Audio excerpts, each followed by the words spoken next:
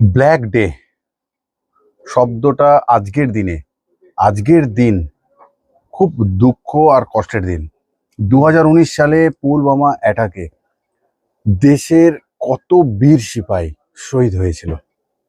আজ রাজা স্টোরসের ক্যান্ডেল দ্বীপ জ্বলে উঠলো ওনাদের শ্রদ্ধাঞ্জলি দেওয়ার জন্য, বীর সৈন্যদের শ্রদ্ধাঞ্জলি দেওয়ার জন্য। আজ কথা জড়াচ্ছে, হাত কাঁপছে, শুধু মুহূর্তটা যদি চিন্তা করি তাহলে গা শিউরে উঠছে।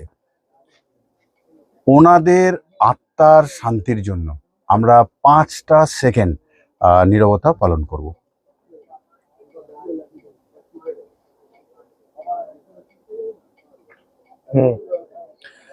আর প্রত্যেককে, আমার ভালোবাসার মানুষগুলোকে অনুরোধ করব একটাই কথা, যে আজকের জন্য ওনাদের জন্য একটা দ্বীপ, একটা ক্যান্ডেল প্লিজ জ্বালিও।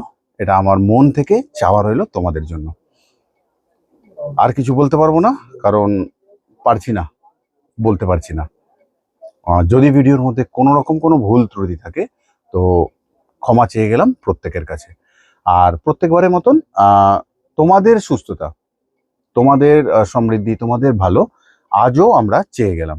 আজ সাধারণভাবে এসেছি, কারোর পক্ষ থেকে কোথা থেকে এসেছি কিছু জানি না। সাধারণ মানুষ হিসাবে, দেশবাসী হিসাবে এসেছি।